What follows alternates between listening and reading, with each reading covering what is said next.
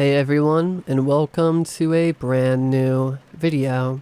Tonight we have just a little bit over 2 hours worth of horror stories, ranging from rules, the deep woods, and much, much more.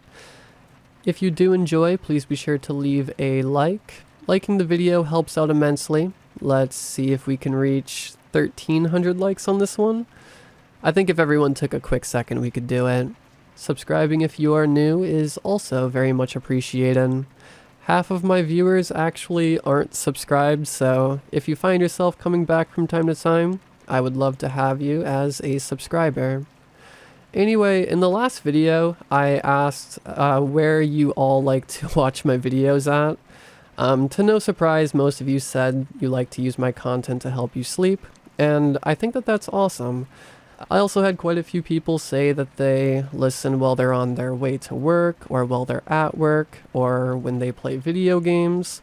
Somebody even said they like to listen on the toilet, so I'm glad I can help out.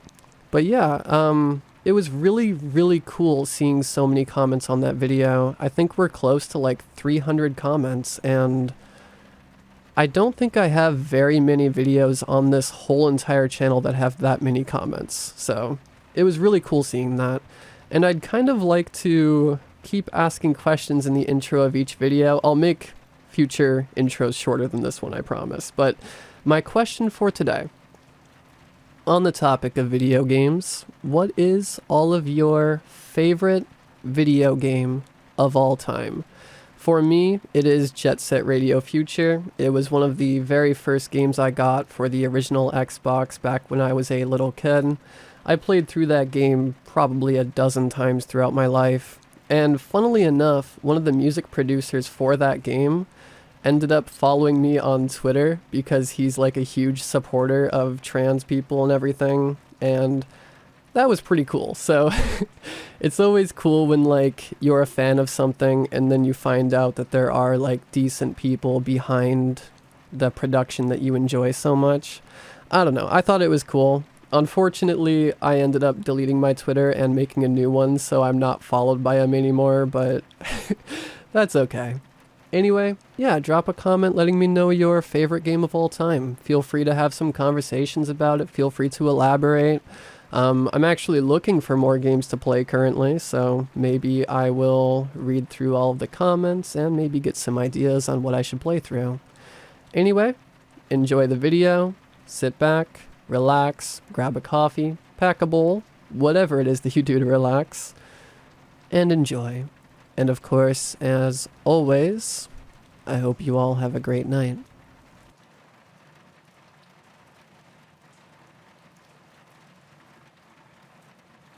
I am 20 years old, but I was adopted in the 1950s. No, this isn't a diary or a letter. I'm writing this on the 11th of September 2022. The Queen of England died 3 days ago. I was adopted on June 22nd of 1951. I don't remember the home I was in before they adopted me. I just remember the house. It was like one of those big spooky mansions you would hear of in those old horror stories. Everything was broken, creaky, and bleak. A cobweb in every corner of every room. But it was a place to call home. My mother was a cold woman, like a witch, but with rules. Lots of rules, but they were strange.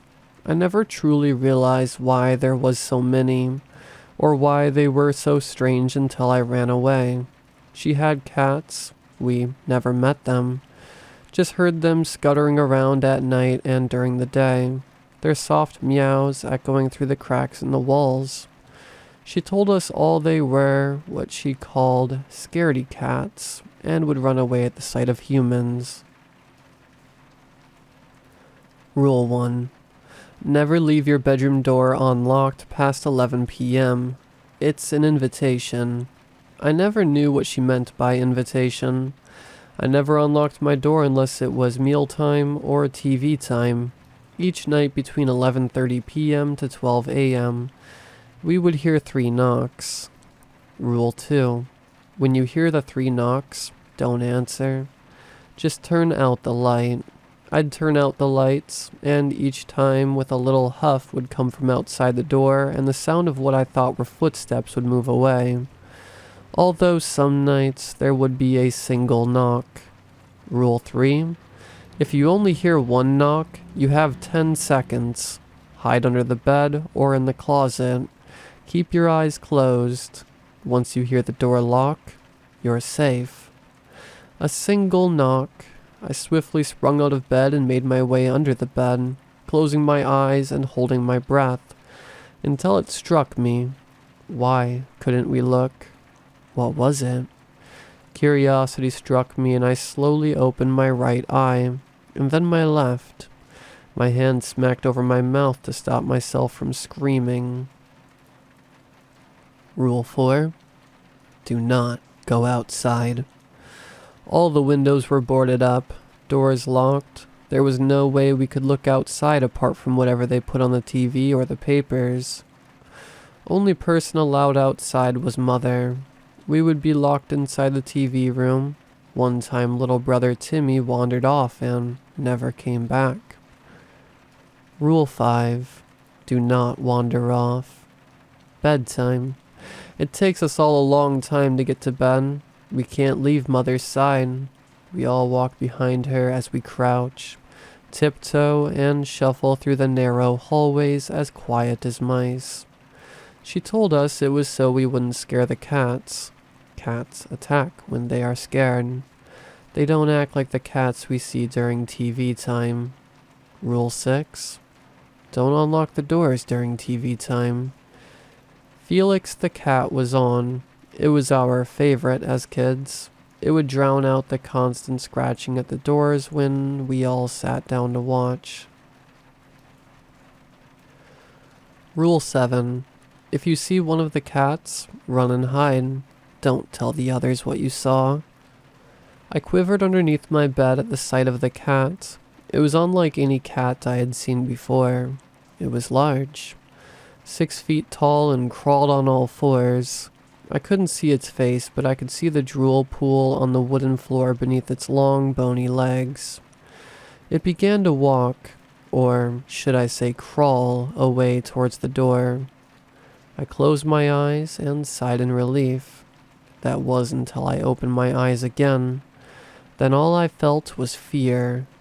Rule 8. No food in bedrooms.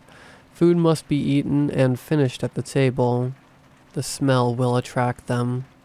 I came down early one day for breakfast. I saw Mother pouring milk into a glass bottle. I was confused. The milk she was pouring looked new. It was in a plastic sort of jug with a green lid with the expiry date 5th of November 2012. This new milk sure did last long. Maybe the glass bottles made them last longer. Rule 9. Put leftover food in the cat bowls. Whenever we couldn't finish food, we would always put them in the cat bowls as a little treat for the cats. They never ate it. They didn't like it. They didn't like anything we gave them. They were never happy. They wanted more. They wanted flesh. Rule 10. Run. Its yellow beady eyes stared back at me, a blue collar dangling from its neck. I froze in fear. I had to run. I managed to get out and run past it. It screeched behind me and I heard its feet tapping rapidly as it chased after me.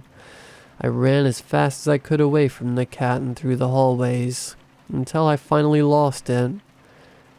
It wasn't safe here. I needed to run. I began to look around for an exit. The doors and windows were boarded up with wood and nails. There was no way I could get it open. I looked around, panicked for a way out. That was when I saw it. A vent. It was small but big enough for me to squeeze through. The chair scraped noisily against the ground as I pulled it across the kitchen floor and lined it up under the vent. I climbed on top of it and grabbed onto the ledge of the vent and attempted to pull myself up, falling down a couple of times back into the chair. I was about to attempt again, until I heard a soft meow and the jangle of a bell behind me. I slowly turned my head towards the dark hallways behind me, and I saw two yellow beady eyes looking towards me in the darkness of the hallway. It continued to meow, scratching at the walls either side of it, each meow a different pitch and tone as if it were multiple cats at once. I swung my leg up into the vent, pulling myself up, its footsteps rapidly coming towards me, and along with a loud screech, I clambered into the vent and began to crawl through the maze of vents, trying to find a way out. I could hear cars like the ones on TV.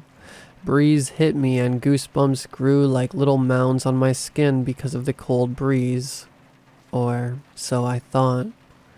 I look behind me and there it is, running up behind me with a ear-piercing screech.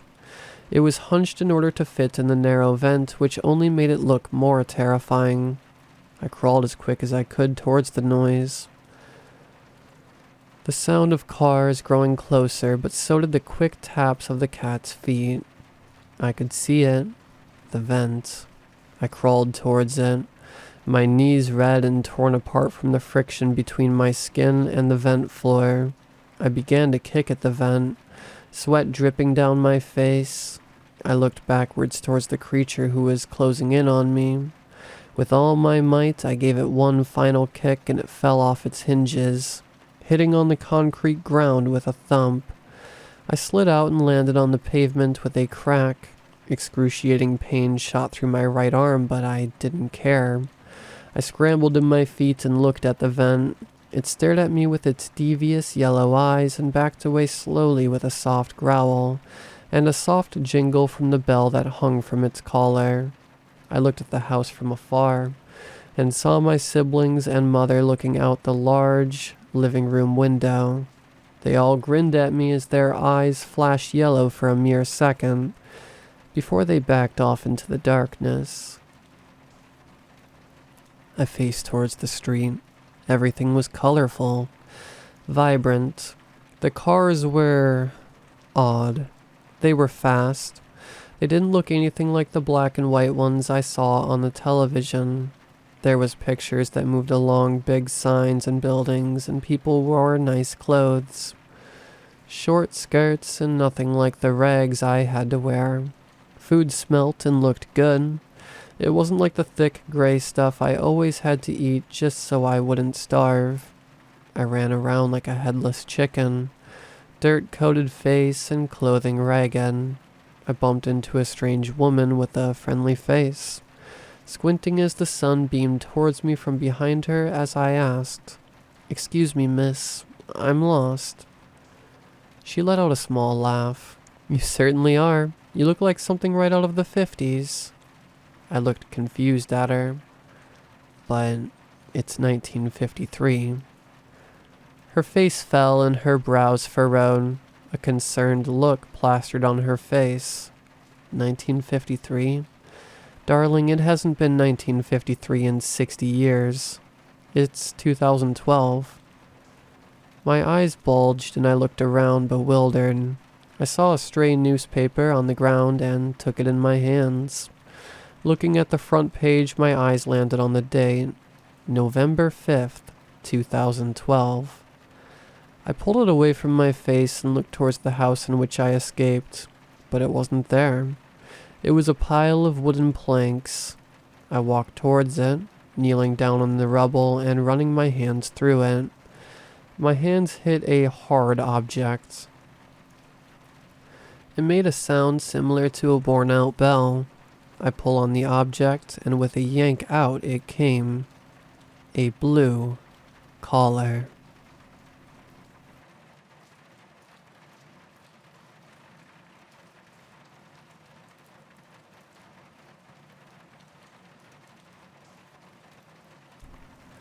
I was lazily searching the internet for whatever I could find to cure my boredom. I even tried a couple of BuzzFeed quizzes. That level of boredom. For context, I'd just been fired from my job, and despite my girlfriend's encouragement, it's been tough to look for new jobs, or pretty much do anything productive. I guess she's noticed because her encouragement turned to rage as she screamed at me to do something with my life and left for her mother's. I haven't been drinking enough, I'd say. The quizzes were stupid. I'm 100% not a Ross. So I went looking for something else. On the side was an ad for a site claiming to be the hardest would you rather questions in the world. And I thought, why not? Maybe I'd get a laugh on how choosing which topping on a pizza was hard, but I wish I listened to it. The first question was really simple. It asked if I'd rather be immortal via age but killable, or be unkillable but can die by age. I of course picked the former. Like any reasonable human. The second was, would you rather be able to fly or be able to turn invisible? I chose flying. It went on like this for some time, showing the percentages of what previous people chose. It was about the seventh question. That's when they asked, would you rather die via gunshot or a knife? I gotta be honest. This question seemed stupid to me, so I went to click out of the tab, and that's when a pop-up came up. An image of me, right then, picking immortal, captioned, please finish your questions, with a smiley face. And despite the fact I pressed the X already, the tab was still there, now with a timer counting down. I chose gunshot, very freaked out and ready to call the police. The next was, would you rather never be found or have people think you took yourself out? Sweat trickled down my forehead as I clicked the latter. Good choice. It goes well with gunshot. A chat bubble came up. Would you rather tell your mother that you want to take yourself out, or tell your father you'll never live up to anything? I clicked the latter. It was a bunch of these questions getting more personal or more grotesque. When I tried to call the cops, the pop-up stated that was a non-advisable avenue. Freaking out, I reasoned that this was just some dumb prank. My girlfriend probably took that picture and paid for ad space on it, or messed with my computer, all just to make my lazy butt get up, right? I stood up, done with this game, throwing my chair on the floor and wondering what the actual hell was going on, when my computer's sound suddenly turned itself fully up and said, would you rather kill your parents or keep playing? I froze, unable to force myself to walk forward. It felt like hours, but it could have only been minutes. 15 seconds to make a choice, Stefan. I gulped and selected continue playing. It knew my name, my location, and I wasn't risking my parents on a guess about a prank, not after everything they did for me. Good, only a few questions left. The chat bubble taunted me. Would you rather your house catch on fire or your neighbors? I clicked my neighbors and looked out the window and saw nothing. I sighed and then started laughing like a maniac. I mean, why would I believe they'd actually do anything I said, right?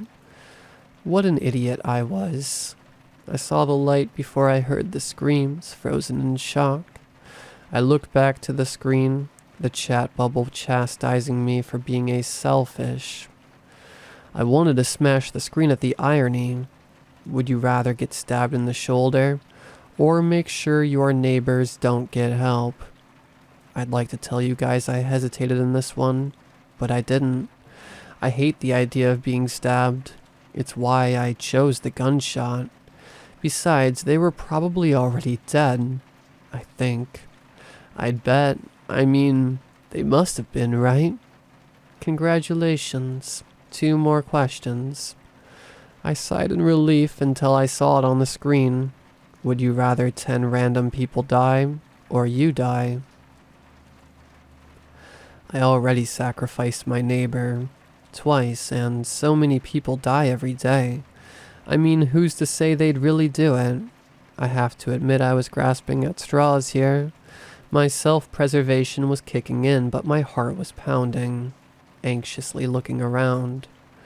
I gulped once more, moving on to the final question, hoping to whatever god that would listen that it'd be an easy one. I felt the cold barrel of the gun on the back of my head before the last question came up, and a "don't look back" muffled through an altered voice from behind me once more.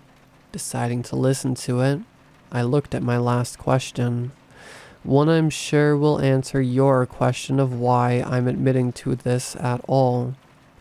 Would you rather admit to your aid in the murder of 11 people, or have a bullet travel from the back of your head, through your skull, into the computer screen? Shaking, I moved the mouse over to the former. I hoped maybe they'd accept I was forced against my will. Maybe manslaughter, as I could convince them I didn't know. Something. The rules were in an abundum. I had to do it in a way anyone could gain the means to access it. I couldn't delete it, and I had to hand myself into the police afterwards. I really didn't want to, but I couldn't just let myself die after everything, right? I had to survive, to do something with my life. They haven't left yet. They said I could choose the form, so I chose this one. I hope you guys won't judge me. I hope you'll give me advice. I really need it. I don't know why they're doing this to me. What did I do?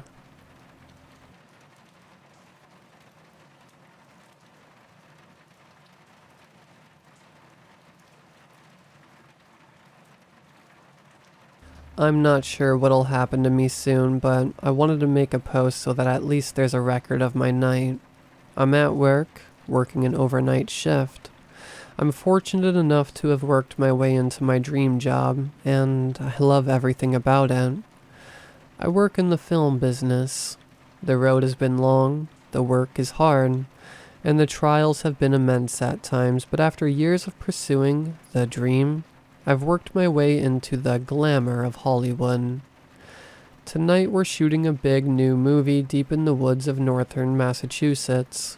I can't say what movie, due to an NDA agreement, but hopefully anybody reading this that knows about it will be able to pinpoint this to me.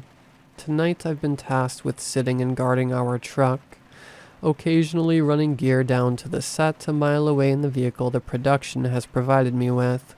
It's been a lovely night. A bit chilly, but such is the case when fall begins to settle in here in New England.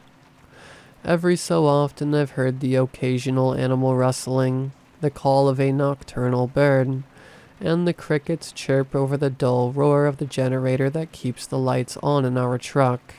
Other than running gear down to my crew, my duties include keeping the generator running so that the lights remain on. This is important so that other production vehicles running up and down the pitch-black road can see me and our things, and safely drive around on their way to set for their respective duties as well. Our truck is the only one on this particular stretch of forest road, and something about the light bleeding into a seemingly endless stretch of darkness is beautiful, surreal, and comforting. I felt this way, of course, until the generator ran out of gas the first time. As soon as the generator fell silent and the darkness enveloped me fully, I heard a louder than usual rustling about 100 feet into the tree line. The steps sounded like a larger, heavier animal than I had been assuming might be near me. Heavy, plodding footsteps began to sound as though they were walking towards me. Branches rustled, and I heard deep, long sniffing sounds, as though whatever was there had taken an interest in my direction. I turned on my unfortunately low battery headlamp to try and see what was there, but as soon as I turned on the dim light, the moving stopped. I couldn't see anything in the tree line, but quickly filled the generator back up with gasoline and got the lights back on. After the generator began to roar once more, hours passed and I didn't hear another thing from inside the forest. other than the usual sounds of nature that had surrounded me before. Alone at my post, enjoying what had begun to seem like my safe haven of light, I grew comfortable once more, chalking the noises up to it just being an animal that was frightened off by the sudden roar of the generator. I am in the forest after all, and this is their home. Then the generator began to falter again. When the lights died, the footsteps began again from exactly where they had stopped. Branches rustled and snapped from what seemed like 10 feet in the air, as the steps got closer and closer. As I reached for my headlamp again, I looked up. About 20 feet away from me, and towering above me, were 2 eyes staring down at me. I froze, unable to bring myself to even turn on the light. The 2 eyes were like crimson-colored cat's eyes with a golden backlight. Whatever those eyes belonged to stood motionless, and sniffed in deeply again. Its eyes widened as it took another step in my direction. I snapped back out of it and turned my light on, aiming it in the direction of whatever I was looking at. As my light turned on, the eyes vanished, like a shadow. Its footsteps stopped too. Panicking, I hurried over to the generator and filled it with gas once more. There wasn't much left in the can, probably only enough for another hour or 2 of power at best. So, I turned the generator on and called my boss. Trying to remain calm, I told him we needed the fuel truck to swing by and refill our can. He told me he'd let the transport folks know and they'd be by as soon as they could. That was about 90 minutes ago, and I haven't seen a single other vehicle come this way. I hope they come soon. My headlamp seems to be dead now, and the generator sounds like it's running low on fuel again.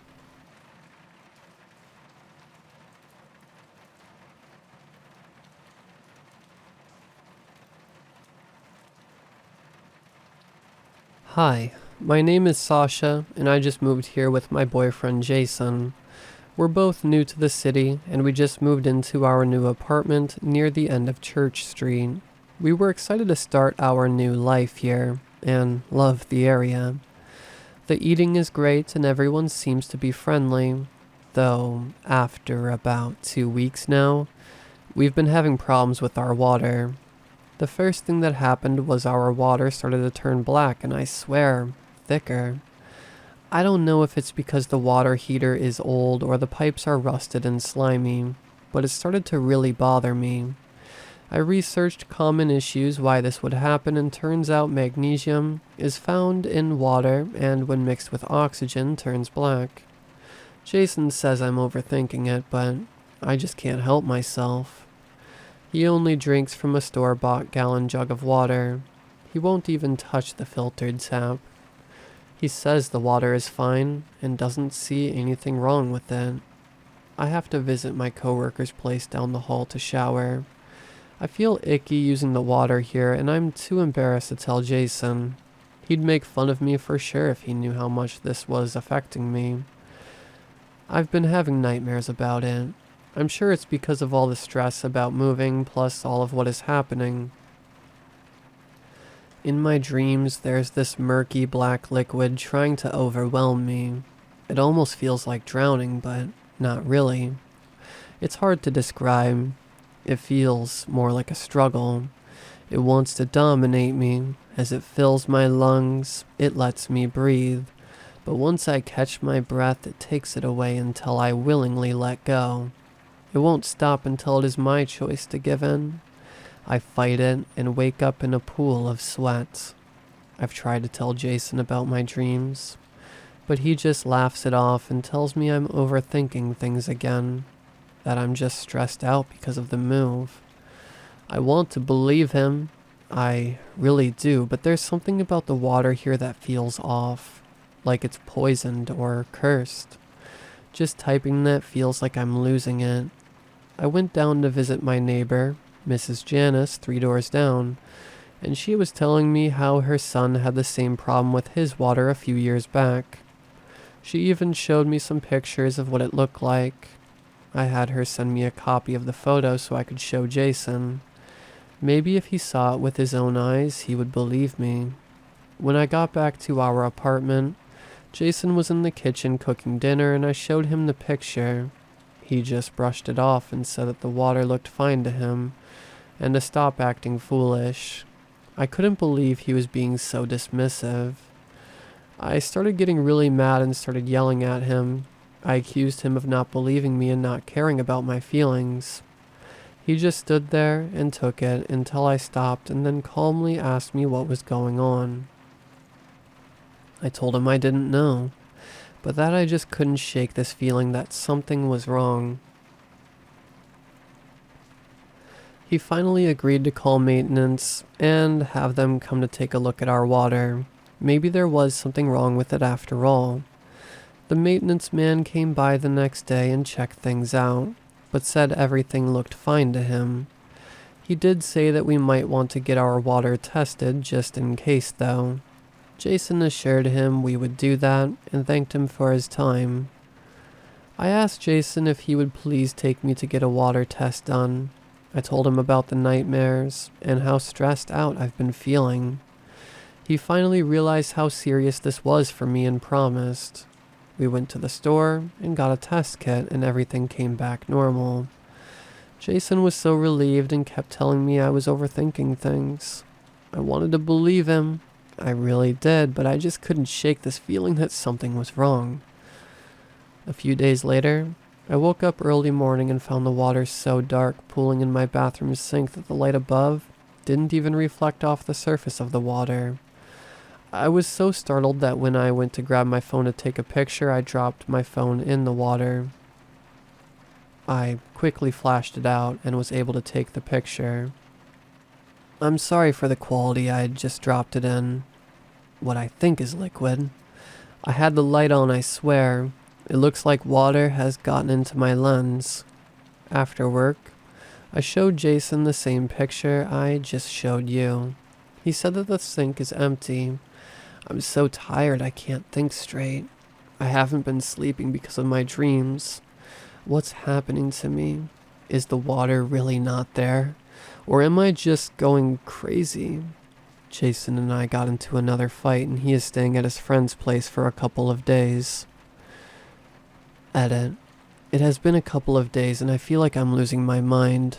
I've been calling out sick at work and Jason still hasn't come home and I'm alone.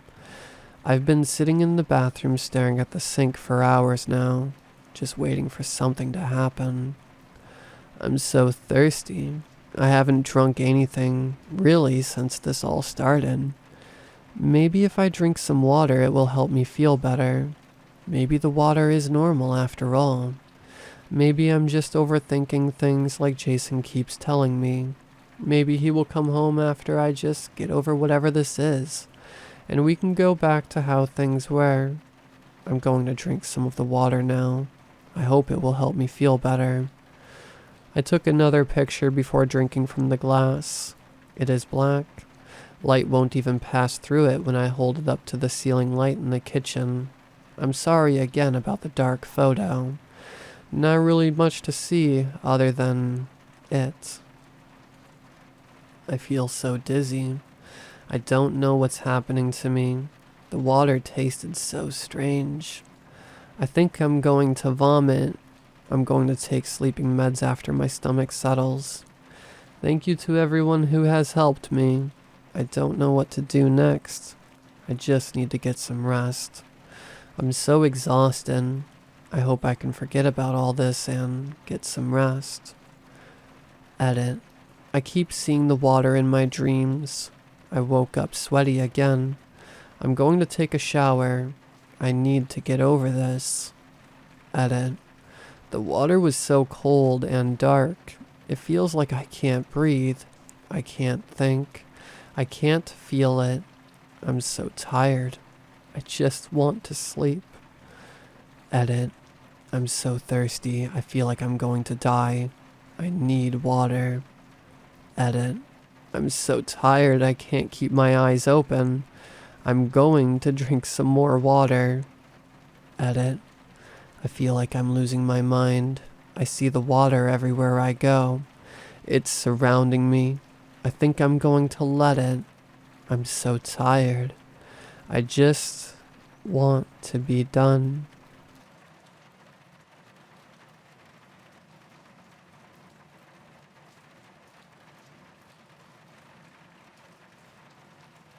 My wife and I have been married for 10 years. We met in college and got married right after graduation. Once we established our careers in our respective fields, we decided to start a family. Unfortunately, after 3 years of trying and trying, we had not been able to produce a child. It was time to see a doctor. After some tests, it was determined that my wife was unable to have children. The doctor suggested a few options, including adoption.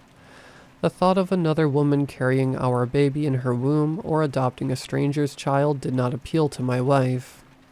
We decided in the end that we loved each other and were just going to focus on our marriage. At least, that was the plan. Years went by, we focused on the materialistic aspects of life, vacations, and such luxuries. I will admit it, seeing our peers starting families and hearing them talk about childhood milestones was annoying to me. I guess you can say I was internally bitter and jealous. I had all but given up on the idea of having a baby. Then I met the woman of my dreams, or should I say, in my dreams. The first time I met her in my dreams was 1.5 years ago. It is nothing erotic or sexual. I felt peace and comfortable. I couldn't describe her at first due to the fact that she was a shadow essentially. Yet I felt her embrace me and I was at peace. The only downside was even though I was sleeping 8 hours, I woke up exhausted. I was looking forward to bedtime each day, not because my wife and I were going to be intimate. That had stopped after year 7 of our marriage. I'm not saying we were unhappy, but my wife had lost interest since we could produce no offspring. Each night I was finding the comfort and the affection I was lacking in the woman from my dreams. It quickly became sexual as the shadow's features revealed themselves to me. I was hypnotized by her beauty. Don't get me wrong, I love my wife. The woman in my dreams was similar to her, but her eyes were full of the desire that had long ago faded in my marriage. The dreams became more intense and I even started napping at work, just so I could see her again. I was super exhausted, even though I was sleeping and napping all the time. My wife, on the other hand, seemed to be looking refreshed and prettier. She was dressing in more revealing clothes. It was as if she was evolving into the woman from my dreams. I was enjoying this new version of my wife. Maybe I was starting to imagine stuff from my fantasy dreams. Regardless, I felt guilty. I had the final dream a month ago. As usual, I was eager to fall asleep and didn't even wait until bedtime. The dream started strange. I was with the woman. She was pregnant, and I mean pregnant, 8 or 9 months by my estimate. I was confused because most times it was straight to sex, but this was different. This felt real. I could tell she was uncomfortable. I wanted to have my usual dream, but felt uneasy. I wanted to wake up. This wasn't fun anymore.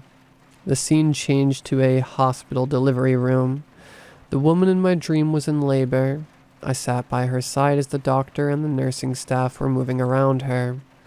She was told to start pushing, and as she did, she let out a demonic sound. I had never heard her make this noise, not even when we did the deed before. I was scared for the first time. I looked upon her face and saw the most disgusting demonic face. I looked down to see what she was giving birth to, and it was a sleeping version of my wife. I woke up in a cold sweat. I was in my own bed next to my wife. I reached over to hold my wife for comfort. She was concerned, and I reassured her that it was all a bad dream. I could feel her warmth and something else I hadn't felt in a while. She moved into me, and for the first time in a long time we made love. I drifted off to sleep, and for the first time in months, I had dreamless sleep. We made a doctor's appointment for my wife a few weeks later. She had not been feeling well. She was feeling nauseous and dizzy at times. After the doctor ran some tests, including a pregnancy test, that I thought was unnecessary since my wife couldn't get pregnant, the doctor came into the room smiling. He congratulated us. My wife was pregnant according to the test results. He gave us information and again congratulated us. I was on cloud 9. My wife and I were going to become parents against all odds. I was trying so hard not to cry from happiness. As we made our way to receptionist area to make the next appointment, I stopped at the large mirror hanging on the wall. I adjusted my glasses, and in the reflection behind me was my now pregnant wife talking to the receptionist. She turned to ask me about the appointment. In the mirror's reflection was the woman from the dream. Her face was demonic. She smiled at me and said, "We've never been happier."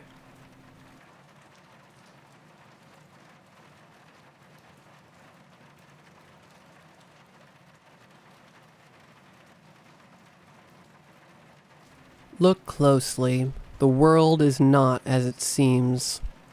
Alex said in the deepest, most dramatic voice a 10-year-old could muster. What you see is not always what you get. Prepare yourselves as we step into a new reality. A reality unlike anything you've ever seen. I stifled a laugh. Where do you get this stuff? He shrugged. I saw it on TV.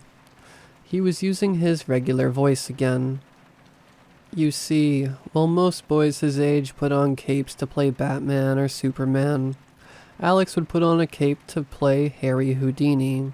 I have to admit, he looked the part. The jet black hair slicked back beneath the oversized top hat, the plastic wand protruding from his breast pocket, the dollar store clip-on bow tie. It all contributed flawlessly to the act. Alex cleared his throat before resuming the theatrics. He brandished a deck of playing cards from behind his back and shuffled them crudely on the coffee table. When he was done, he fanned the deck in front of our faces. All we could see was the design on the back of each card, the abstract red flourishes, and the Cupid-esque figures facing one another. "Pick a card, any card," he said with a massive grin. "Hey, genius," Erica began. "The cards are supposed to be facing us." Alex's cheeks turned red. "I meant to do that," he muttered before shuffling the deck again and correcting his mistake. Now holding the cards in the correct orientation, he repeated his instructions. I drew a card and turned to Erica. I shot her a look that said, "Stop being mean to your little brother." She knew that look all too well. I studied the card and returned it to the middle of the deck while Alex turned his head and closed his eyes tight. "Do you remember which one you picked?" "Yes, honey, I'm pretty sure I've got it." He shuffled the deck one last time, pulled a card off the top, and displayed it with the showman's flair. "The 3 of diamonds. Is this your card?" he said with a self-satisfied smirk. I pursed my lips and shook my head. A wave of disappointment washed over his face. "All part of the show," he said with feigned enthusiasm. He yanked a card from the bottom of the deck, the 10 of spades. "How about this?" "Sorry, bud." Without a word, he turned around and hid his hands from our view while he nervously fumbled with the cards for a moment. Turning back to face us, he removed his top hat and withdrew another card from within. A joker. "You're supposed to remove those from the deck, dummy." Erica was growing restless. I nudged her with my elbow. "That was impressive, but still not my card." I told him. It was the Queen of Hearts. Mom, he shouted, stomping his foot. You're not supposed to tell me. I was gonna get it. Yeah, Erica said, nodding her head facetiously. Another 60 tries and you would have nailed it, no doubt. Okay, Alex said. I'll try that one again tomorrow. For my next trick, Erica interjected. You know, Houdini's big trick was to let someone punch him in the stomach as hard as they could. Maybe we could try that. He ignored her and continued. For my next trick, I'll need a rabbit. Can we go to the pet store? I stroked my chin as if to ponder the question. It's a nice idea, but magicians can conjure rabbits out of thin air. They don't need to buy them. Before he could respond, Erica butted in once more. Remind me again why I couldn't be an only child. Okay, Miss Too Cool for School. Go to your room. Finally. She practically skipped upstairs without missing a beat, leaving me alone with Alex. I reassured him that he was doing a great job already. I need more practice, he finally admitted. I'm going to skip ahead of the grand finale. I've been working really hard on this one. You're going to love it. He took me by the hand and led me through the hall to our downstairs bathroom. I'll need a volunteer for this one, he said.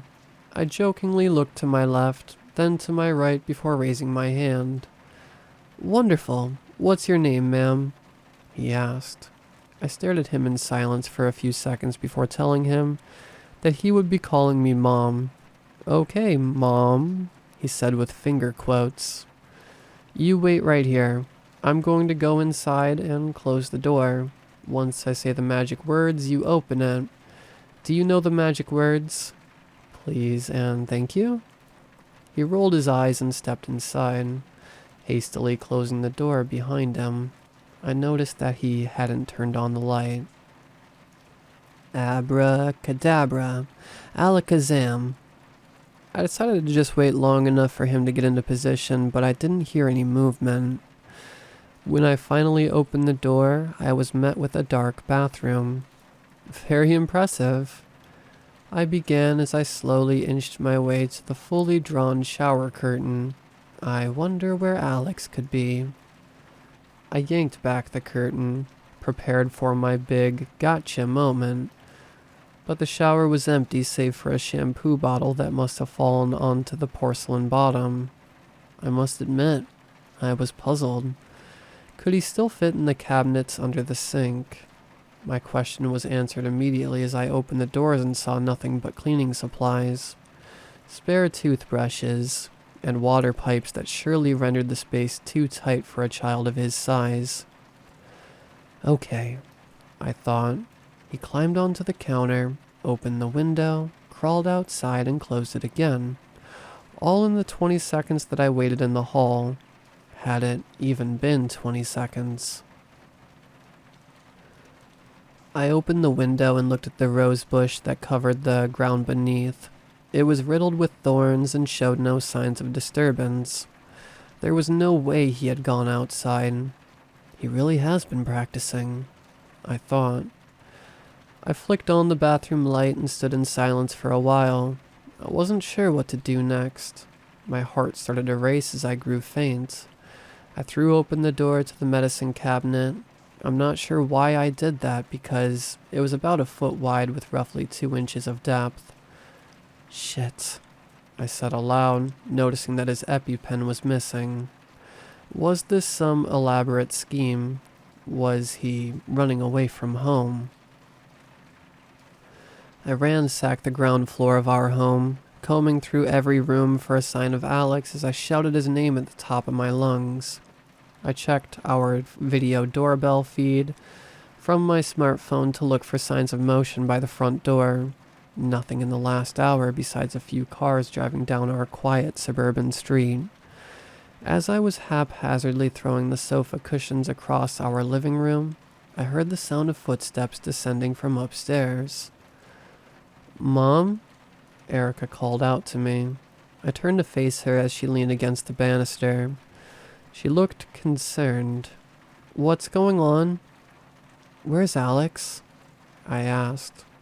I was so exasperated I could barely get the words out. "Alex? Where is your brother?" I was screaming now. "Mom, Erica trailed off. I knew it. She has to be involved in whatever prank he's pulling. "Did you hear him go upstairs? Go check his room, please." She stared at me blankly for a moment before darting back up the stairs. I fell to the floor in tears and pulled at my hair. When I finally felt strong enough, I brought myself back to my feet and called out to my daughter. "Erica, any luck?" No response. I quietly made my way up the staircase and saw that her bedroom door was ajar. I heard the unmistakable sounds of murmuring. She was talking to someone. He's with her, I thought. They're going to give me a heart attack for a few minutes of childhood fun, and they don't even like each other. I felt a knot in my stomach as I crept closer to her bedroom door and realized that she wasn't talking to Alex at all. "Dad, please. This is serious. We have to call someone." Shit, Alex is in danger and she knows it. She doesn't want to tell me what's really going on. I burst into her room as she gasped and dropped her phone. "Where is he?"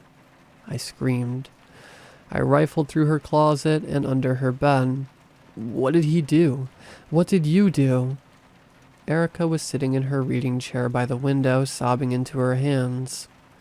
"Mom, you have to stop this," she begged. I said some things to her, things I would never say to one of my children under normal circumstances before storming out of her room. I trudged down the hall to Alex's room and threw the door open. I didn't know how to process what I saw inside. Alex's bed, his posters, his toys, the dirty laundry that always littered the floor. It was all gone. All of it had been replaced. There was a mahogany desk covered in notepads and manila envelopes, a filing cabinet, even an exercise bike in the corner of the room. The carpet was an entirely different color. How is this possible? I tried to remember exactly when I had last set foot in this room. I was sure it had been earlier that day, but maybe not. Maybe someone had done this overnight. That desk looked like it weighed at least 200 pounds. So this was not a one-man job, let alone a one-child job. Perhaps this was all part of Alex's grand finale. My phone began to ring. I retrieved it from my pocket and checked the caller ID. Christopher, my husband. It was nearly 5 o'clock, so he should be coming home soon. I swiped my thumb across the screen to answer the call. "Christopher, sweetie, what the hell is going on? Who did this?" "Angie, where are you?" he asked. I told him I was in Alex's room. "Angie, this isn't funny." I wasn't amused, but I laughed anyway. "You know what's not funny, Christopher? You're not funny. I know you're in on this. What did you do? Where is our son?" "Okay, I'm leaving the office now. Please stay put," he pleaded. "Go lie down for a minute and I'll be right over. I just have to swing by my house and grab a few." "What are you talking about?" I interrupted him. "I already told you. We're at the house now. If you don't tell me what's going on, I'm calling the cops." "Please don't call the cops again. Just say where you are. I'll be..." I ended the call. I did not have time to put up with this. With any of what they were doing. I needed to search the backyard and check in with the neighbors. He couldn't have gone far. I walked out of Alex's room and slammed the door so hard that I thought I heard something break. I couldn't stand to look at what was in there anymore, so I didn't bother to check. I made my way toward the staircase, past Erica's room. She was still audibly sobbing inside. As I descended into the foyer, something in my periphery stopped me dead in my tracks. I didn't know exactly what I saw. But I could tell something was out of place in our living room, and it wasn't just the dismantled sofa. My eyes darted across the television stand, the magazines and coasters atop the coffee table, and finally the fireplace. Sitting atop the mantel was a row of framed photographs, but they were different. Some of them were familiar. Erica's baptism, her first soccer game, her first school dance. But there was no pictures from our wedding, and no pictures of Alex. At least, not the Alex that I knew. Resting face down in the center of the mantel was the largest picture frame of them all. I turned it over and studied the photograph carefully. Christopher and I were seated on a hospital bed. We looked at least a decade younger. I was in a gown, my hair greasy and disheveled.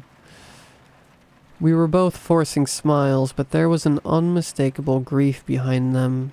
Our eyes were bloodshot and puffy. In my arms, I was cradling an infant, swaddled in a baby blue blanket. Though he was obviously a newborn, he had a full head of jet black hair. His skin was solid gray. He looked eerily still, even in a photograph. "Mom?" a voice called from behind me.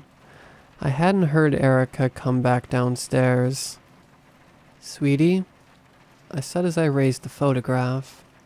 My voice broke as tears streamed down my face. "What is this?" Erica carefully stepped closer. "You know what it is, Mom." She reached out and gently grasped my shoulder to comfort me. I jerked away and threw the picture against the wall. The glass shattered and scattered across the floor as the frame landed face down once again.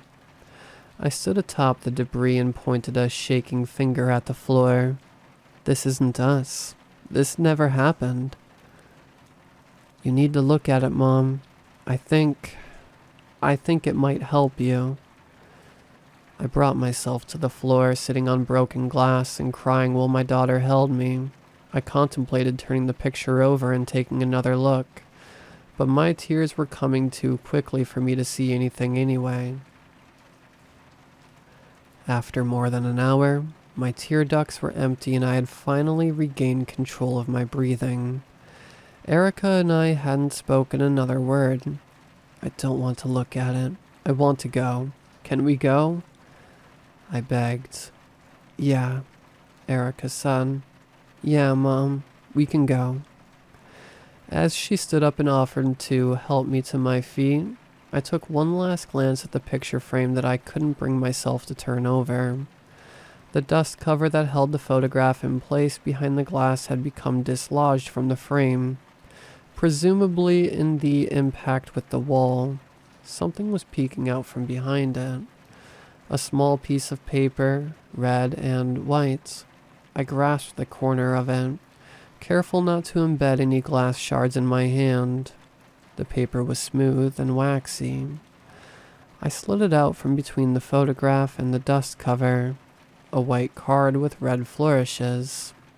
2 figures that looked like Cupid, that looked like Alex, faced one another. I laughed. I laughed and I laughed until I could hardly breathe, while Erica stood completely still. She seemed afraid and clearly didn't know how to react.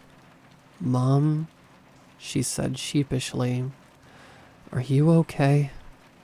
I fell onto my back and held the card up high above me, continuing to examine what was printed on the back as my hearty laughter faded into stifled giggles. Erica peered down at me from above. "Look closely," I said. "It's the Queen of Hearts, isn't it?"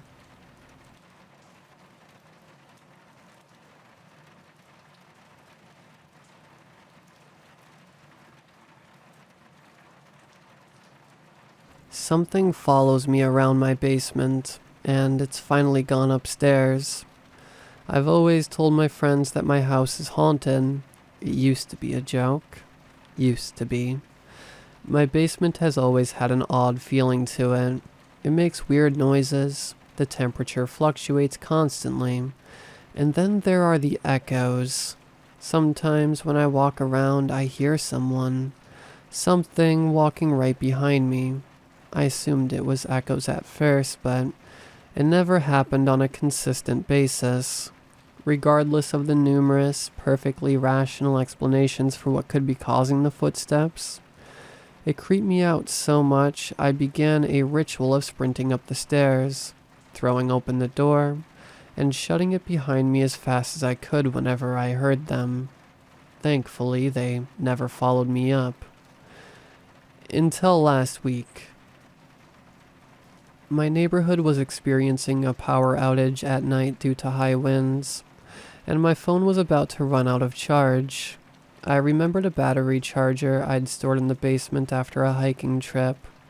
Now, I wasn't thrilled about having to run downstairs in the dark, but I was bored and didn't want my phone to die. At first, everything was fine.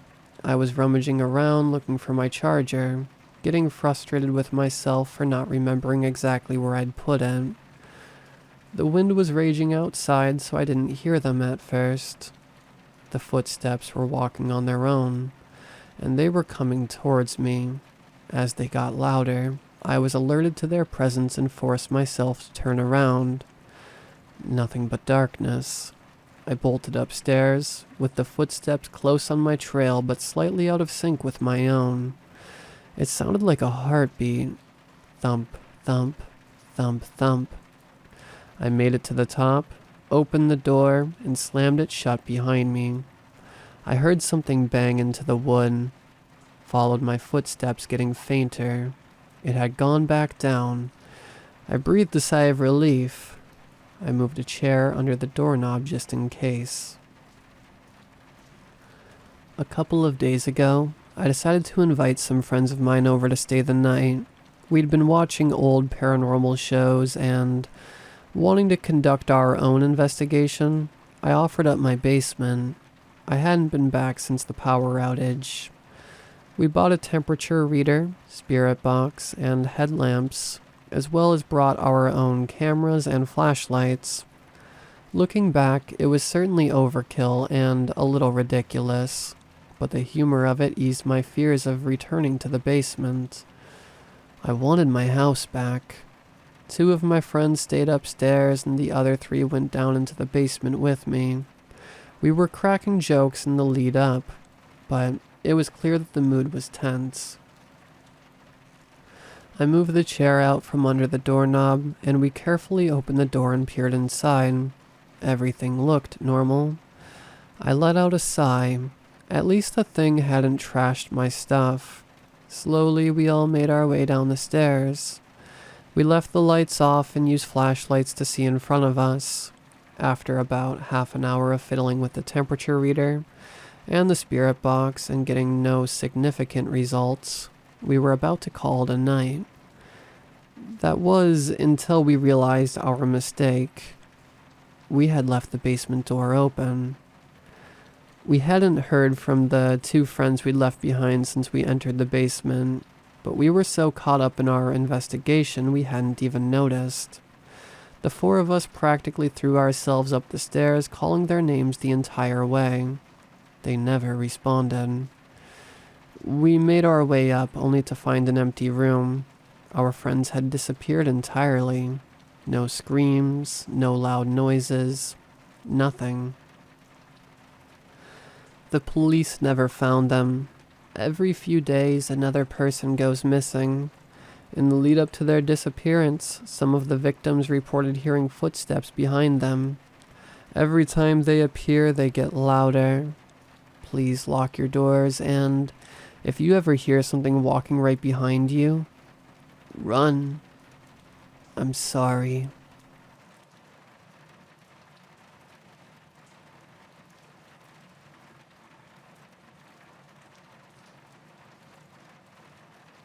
I'm kind of at my wit's end. I've heard of deep fakes and stuff like that, but I don't know. This feels like it's gone too far. Sorry, let me back up. The first time I remember thinking something was off was about 6 months ago. Now, I'm not really into social media, but I do have an account on a certain photo-based platform that I post to every few weeks. Nature picture from hikes, my cats, the occasional selfie of me and my partner, usual stuff. I was scrolling through my old posts one day and noticed something. It was a post I definitely don't remember making. Some kind of blurred pattern. All black and red. It didn't have any likes. I had supposedly posted it 3 months prior. At the time it seemed weird, but I honestly didn't give it much thought. I've had accounts hacked in the past, so I went through the usual steps. Delete the post, change passwords, etc. It didn't happen again for a while, so I figured I was in the clear. Jump forward 5 months. 1 month ago. That's when things started getting scary. I was checking my account, something I did semi-regularly now, and saw 2 more posts. One from 3 weeks ago, the other from 10 days ago. I know for sure that these posts could not have been up there for as long as they said. I probably looked just 3 days before and saw nothing. That was unsettling, but I'm not an expert on these things, so maybe there was a reasonable explanation. But the context of the photos was what really sent a shiver down my spine. The first one, the one that said it was posted 3 weeks ago, was all black and red again. Super saturated and vivid. This one wasn't blurry. But the saturation made it hard to make out. It looked vaguely like a figure from the chest up. The second one, the one from 10 days ago, looked like some variation of the same picture. But this one was clearer. A little grainy, but not hard to make out. No black and red this time. Just a picture of a person from the chest up. Me.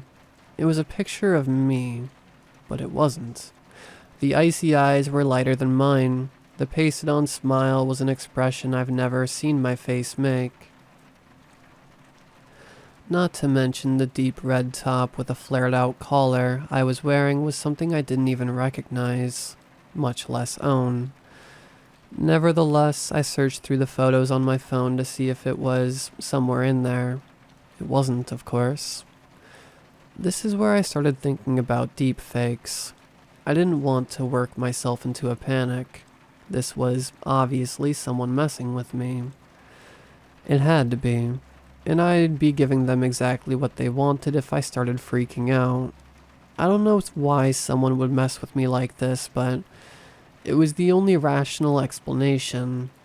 I was about to delete the 2 photos and repeat the password change process when something gave me pause. Just like the last one, neither of these posts had any likes. For the first 2, I could justify it.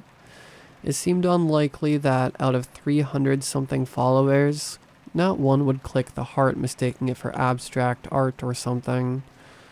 Unlikely, but possible. But that third one was basically a selfie. There's no way it was up for 10 days and nobody liked it. Not even my partner. Which gave me another thought. My partner, I'll just call her Charlie here, was in the other room at the time.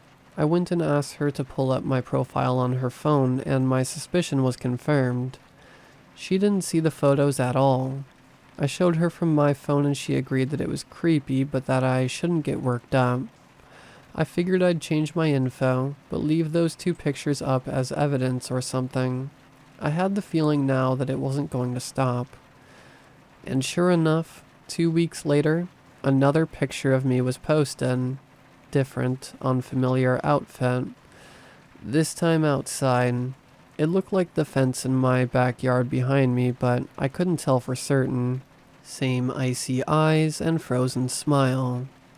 Every 4 days or so after that, there was another one.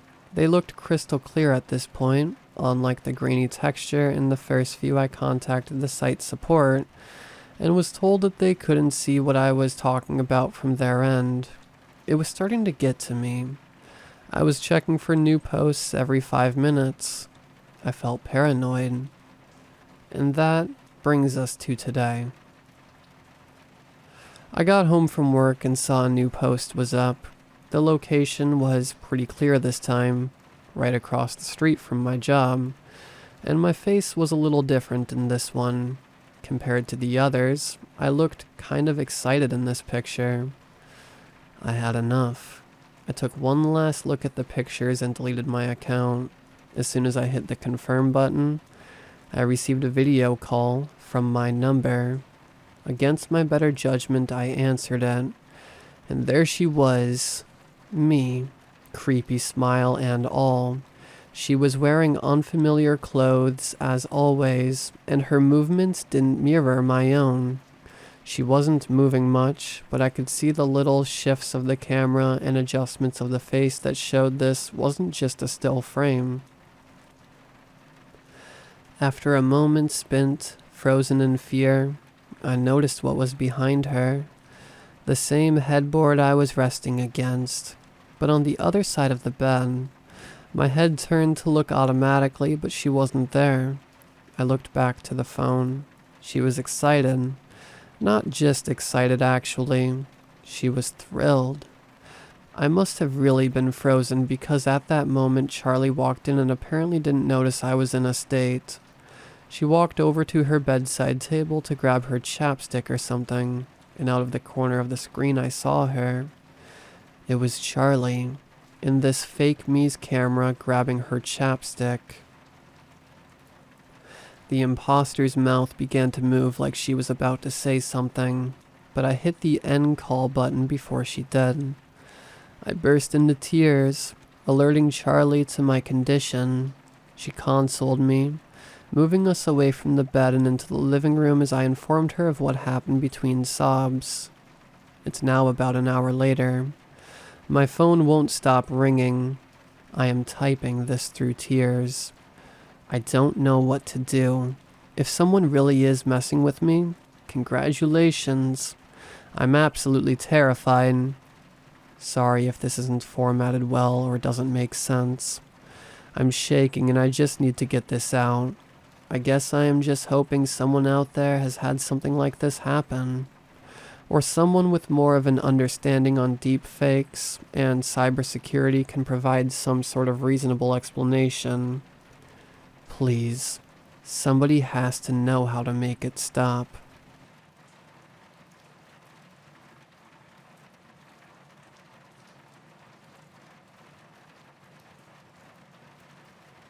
I have a bad habit of smoking in the shower. That was the reason the window was open in the first place, to let the smoke and steam out of the bathroom. It was only a few inches, I had told myself, and I lived next to the woods, so it wasn't like I was really in an area known for peeping toms. Still, the thin barrier between the outside and in had been breached. I left the window open when I went to bed. I should have just let the bathroom smell like smoke, but I had family coming over the next day. I guess at the time of writing this, that would be today. Still, when I woke up at 3 in the morning having to pee, I didn't expect to see the window open. Even less so did I expect a voice to come from the other side of it. "Hello? May I come in?" said a man's voice outside my window. It sounded happy, gleeful almost. It had a deep, resonant quality that almost made it sound like multiple voices. "No thank you," I said. Stupid to respond perhaps, but he clearly knew I was there.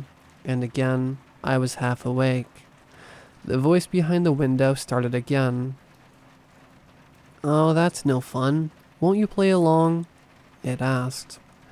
The timbre of his voice sounded almost disappointed, but I could still hear the smile behind it, and it sickened me to my core. All of the sudden, I heard a loud and immediate knock at my front door. "Delivery," said a slightly lower voice than the one at the window. I walked slowly across the tile, taking my time. When I reached the front door and finally looked through the peephole, there was no one there. As soon as I pulled away, the voice came again. "Special delivery. Won't you sign for your package?" It asked cheerfully.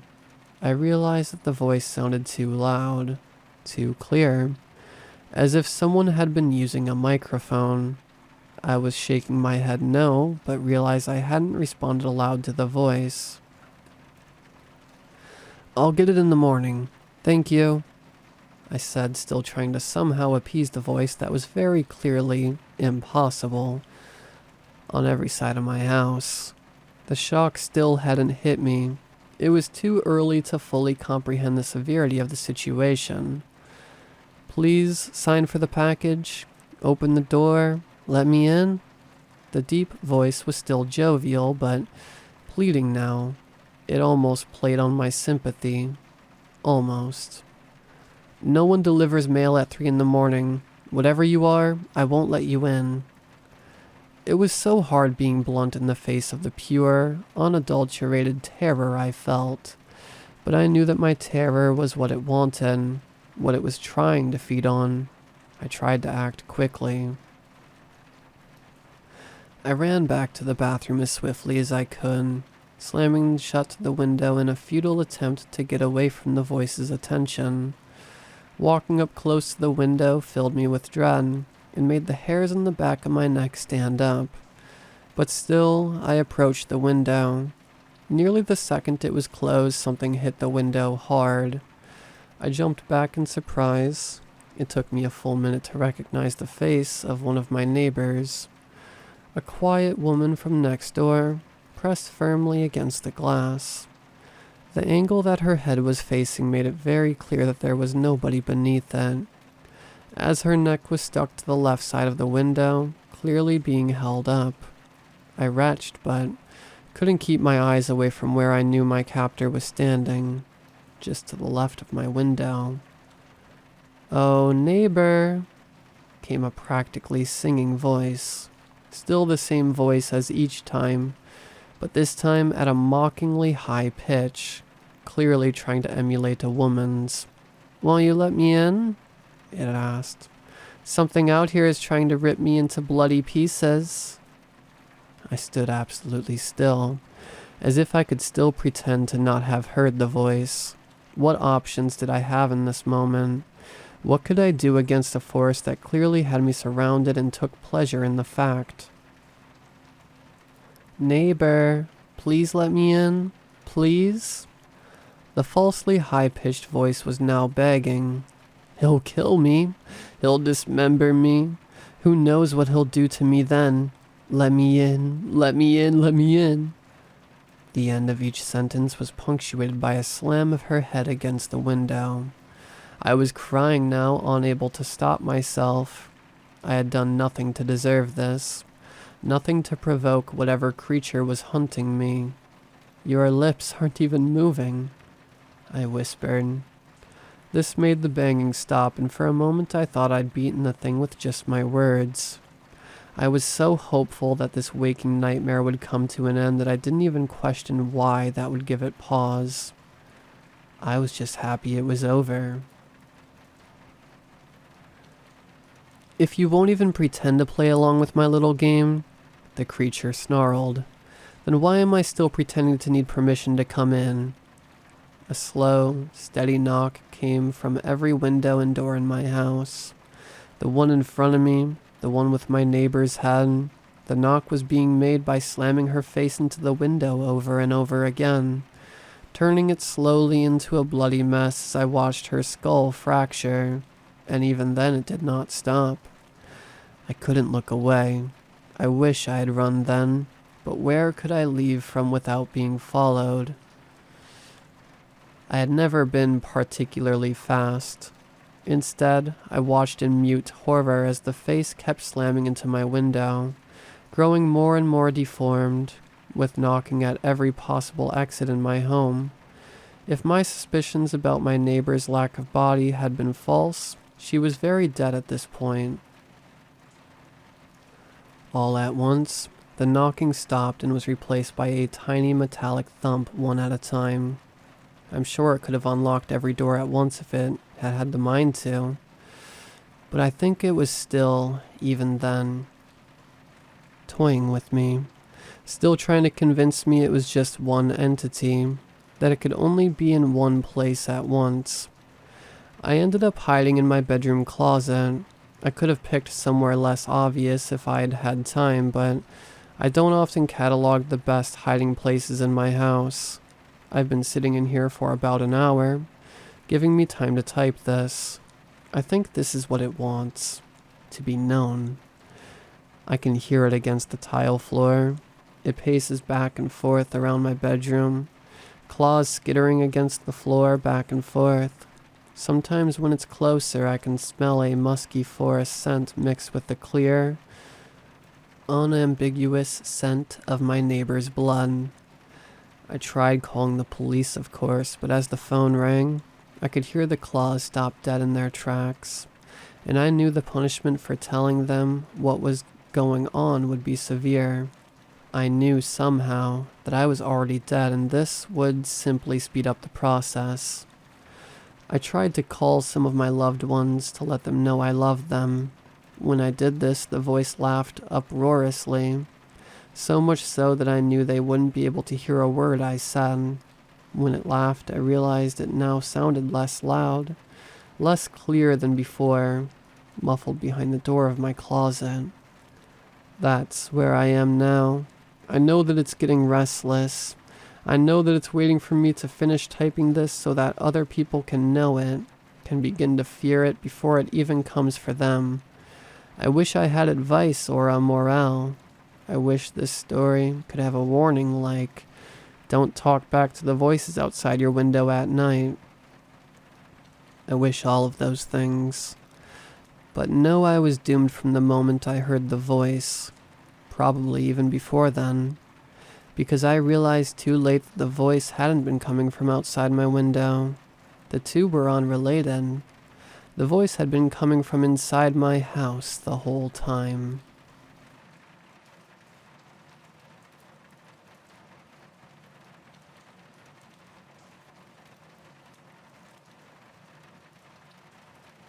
It was when I was a lot younger, when I was 5 to 7 years old. I was staying on my grandpa's property that was roughly 80 acres in Queensland, Australia. It was early in the morning in winter, I'm guessing, around 5 to 6 a.m. I got up to go to the bathroom, which you had to walk out onto the patio and into a separate room not accessible from the house to use.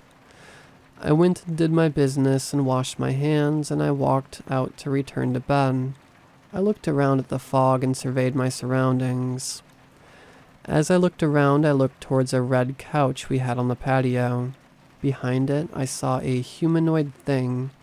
It had grayish pale skin, around shoulder-length, dark, greasy-looking hair, and it also had yellow/orange eyes.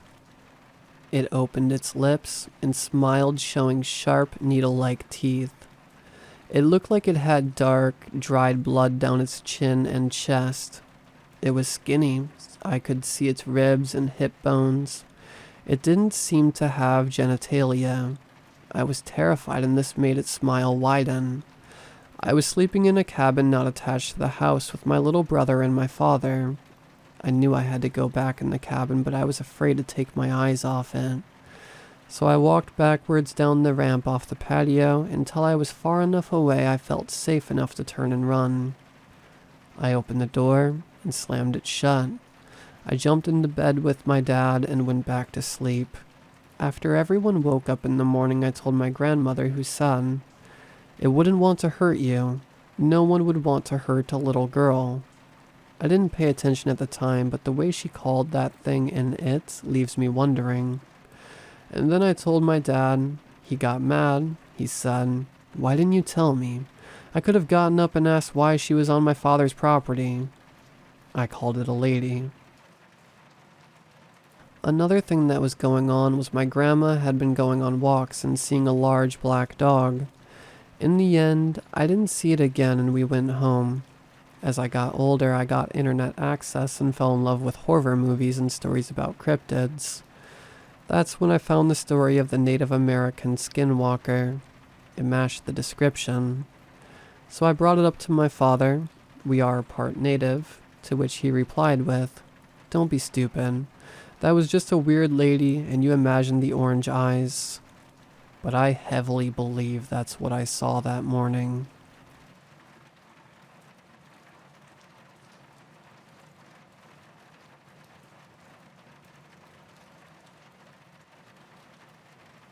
Today is still Tuesday. It's been Tuesday for, I don't know. I've gave up on trying to keep track. It's been Tuesday, 10:24 a.m. for God knows how long, and I can't make it stop. Time passes, sure. The sun goes down and comes back up. But no matter what, every clock in the house says 10:24, and every digital calendar tells it's Tuesday. I've watched as time passes. 10:24 becomes 10:25, 10:26, 10:27, as long as I look at the clock. The minute I look away, 10:24 a.m., and I can't get anyone on the phone. My wife, my boss, my daughter's daycare, my parents, straight to voicemail. I'm getting lots of texts and emails from everyone telling me there's nothing wrong. They're fine, but I cannot get anyone to answer the phone. I'm probably rambling. Let me back up and explain. When the pandemic hit, like most companies, mine switched to working remotely from home. It worked out great for me, because our daughter was born just before things ramped up, so we really needed to be home with her since her daycare shut down. Once things started opening back up, daycare did as well, and at that point we really needed her at daycare. My wife's office opened back up, but my company recognized we could do our jobs just as well, if not better, at home than in the office. So they kind of let us working in the office or at home at our own leisure, provided we're getting our work done. At some point, I can't even remember how long ago, my wife left to drop our daughter off at daycare and just never came home. I typically get wrapped up in what I'm doing, so I didn't notice at first, but every time I looked down at my phone, the time still read 10:24 a.m. At first I thought something was going on with the clocks on my phone and computer, but then I noticed the microwave and oven didn't seem to be working either. Confused, I texted my wife, but she reassured me there wasn't anything weird on her end. As the day went on, and I started feeling more and more paranoid, I asked her what time she had. After some convincing, she told me 10:24. I tried to explain none of the clocks changed, but she kind of just brushed me off and told me she was busy and couldn't talk. I'm not a goldfish, so I know that time is passing. So as the day went on, I continued getting more and more anxious. I tried to call her, but all I got was voicemail. As the sun started going down and it started getting darker, I started to worry. I asked if she would be leaving soon to pick up our daughter, but she reassured me she would get here in about 6 hours when she gets out of work. Night fell and she never came home. When she would answer me, which was only by text, it was to tell me nothing is wrong, but she's really busy and can't talk right now. The following day, after a completely sleepless night of fear and anger, I decide she's run off somewhere and try to reach our daughter's daycare. Surely they could tell me when my wife picked up our daughter yesterday, and maybe knew if something seemed wrong. I call the main office and voicemail. I email the director, and she assures me everything is fine and my wife dropped our daughter off on that day, Tuesday at 7:30 a.m. I've made countless similar emails and text messages, and it's all the same, and I could almost live with it, if it weren't for the fact that nothing in our house seems to change. Any food I eat reappears. Garbage I throw away disappears from the garbage can. Anything I put from one place to another materializes back in its original spot. Not right in front of my eyes, but if I leave the room, it's as if whatever I did in that room never happened. I'll give you all an example. I've got a bowl of 5 bananas on the counter in my kitchen, which has been there for who the F knows. I eat one, and now I've got 4. And there will always be 4, as long as I sit there and look at them, or even as long as I'm in the kitchen. But if I walk away to go to the bathroom or get something out of my office, 5 bananas, in a bowl, yellow as the day we bought them, and I'm almost positive it's not like magic. Someone or something is doing it, and the only reason I say that at this point is because I hear things. Our house is decent sized, not huge, but large enough. We moved in right around when my daughter was born and the pandemic started. Our previous house was a 1-story, 2-bedroom house, and with my wife and I working from home with an infant, we were always on top of each other. I joked with my wife when we first moved in how weird it was being in a house where I sometimes don't know where she was because we could always hear each other no matter what part of the house we were in. What I'm trying to say is, it's a house where you can leave one room and not necessarily know what's happening in another. And what's happening is often something. When I leave a room, I hear things. Footsteps, doors opening, doors closing, maybe a window every now and then. What often happens is something like this. I'll eat a bowl of cereal and a cup of coffee, wash them and put them in the dish strainer, eat an apple or a banana, and sit around my living room getting work done. I used to work in the office, but now I need to be in the center of the house for my own sanity. Eventually I'll get up to use the bathroom or grab my slippers, or just get something I need, and I'll start hearing it. A door opens somewhere, maybe there's footsteps, maybe there's not, maybe another door somewhere closes. I walk back into the living room, whatever dishes I've used are back in the cupboard, and I've got 5 bananas or apples again. And maybe I could live with all of this, if it weren't for the fact I can't leave. I don't know why.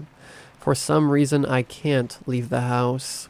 I haven't been outside in I don't know how long, and believe me, I've tried. I'm not sure what a panic attack feels like, but it's like I get a major panic attack anytime I try to walk out the door.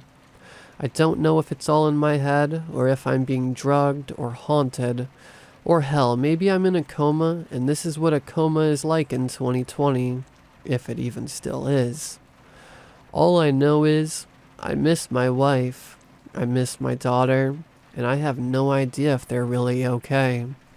So here I sit screaming into the void on a Tuesday at 10:24 a.m.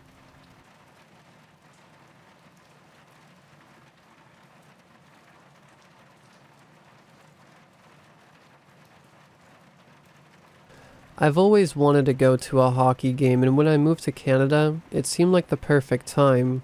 I didn't, and still don't know much about hockey. I did some basic research to make sure I knew the basics, but further than that, I had no clue. The first game I went to was with friends, and it was nothing like I was expecting. In fact, I questioned many things I had read. Now, even though I didn't know much, I did know some team names. However, that didn't help me.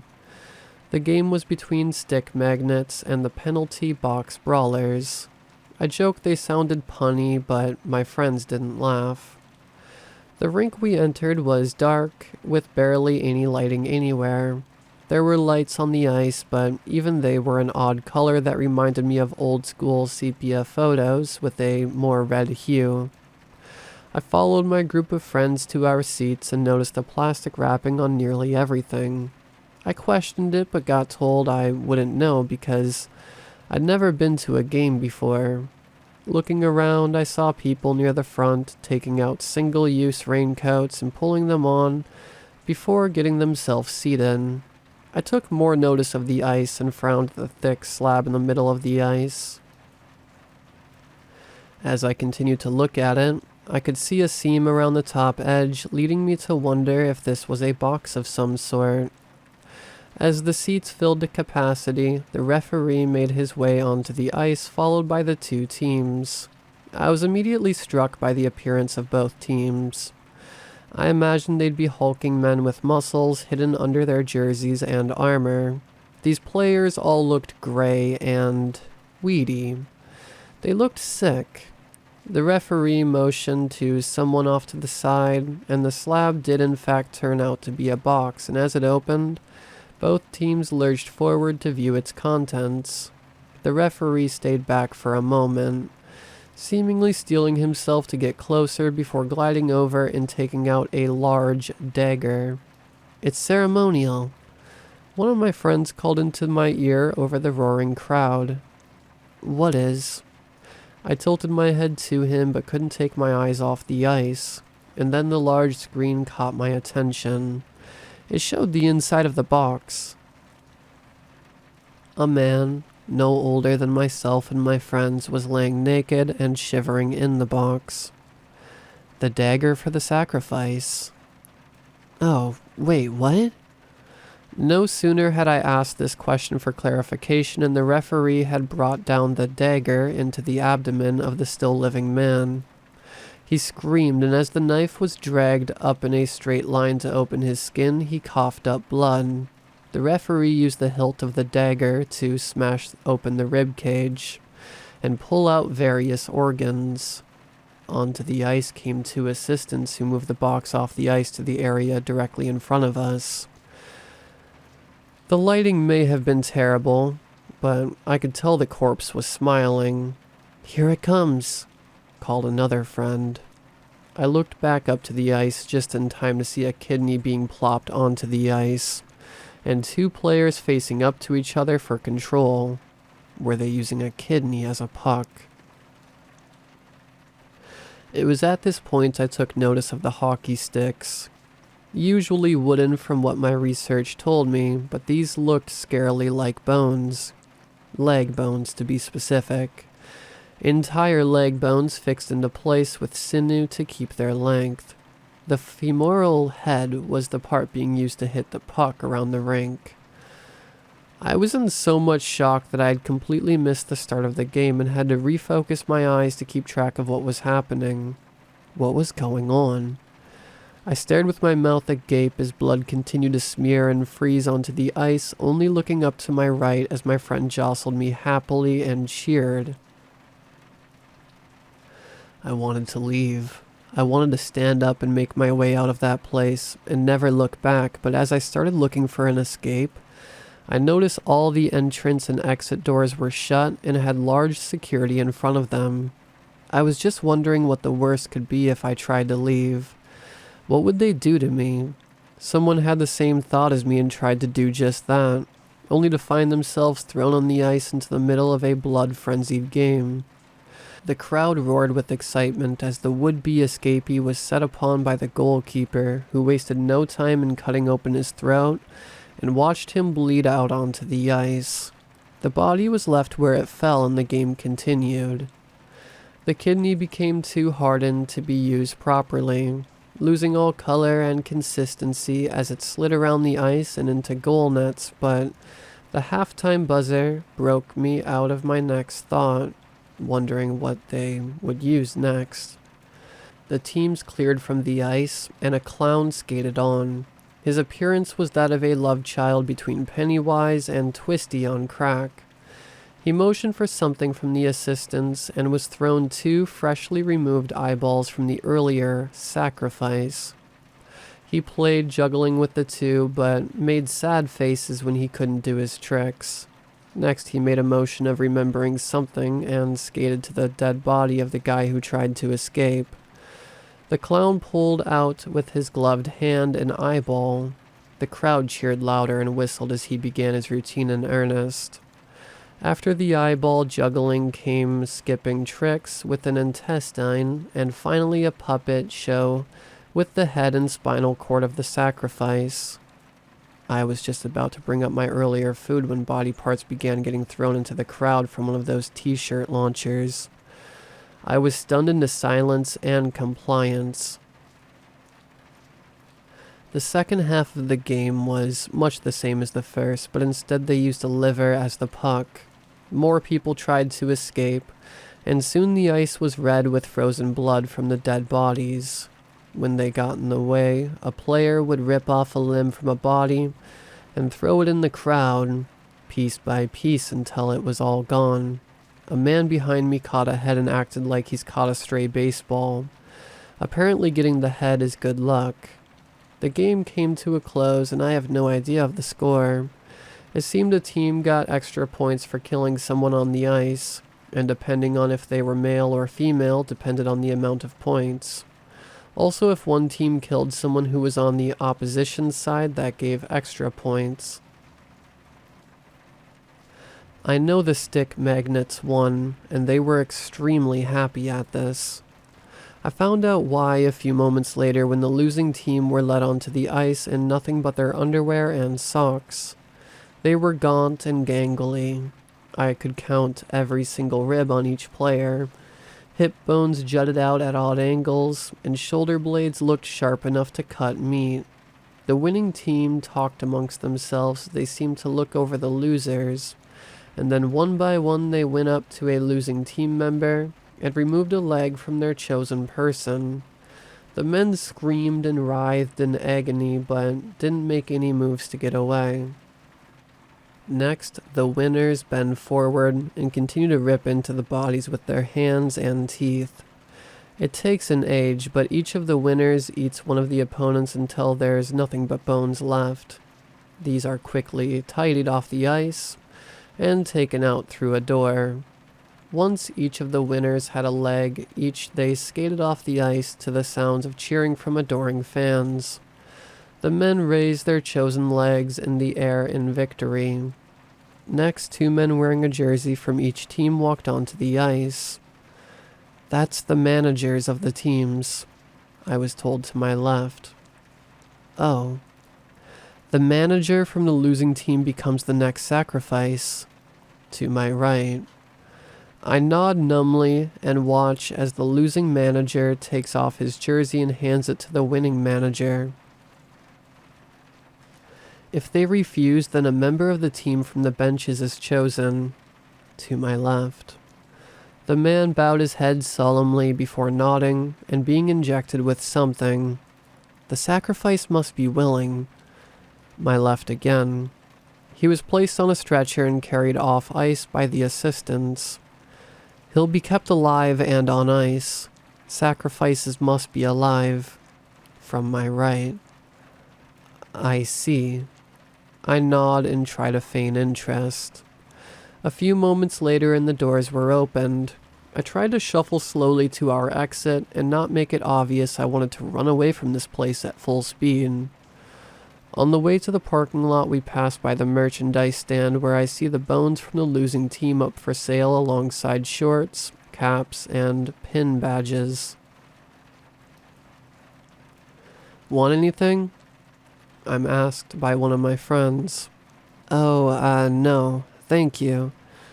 I smile as best I could. Holding out for a better team? Smart move. I say goodbye to my friends as we split up and head to our respective cars in the lot. I sit in my car gripping the steering wheel and keeping my eyes on the road ahead, waiting for my turn to leave as the busy car park empties slowly. I wave to friends as they pass me by and put on a happy smile when I actually want to throw up. While waiting in the queue for the exit, a message pops up on my phone and my reader quotes it back to me with a happy tone I could never copy. There's another game next weekend. We've got your ticket already. You're gonna fit right in.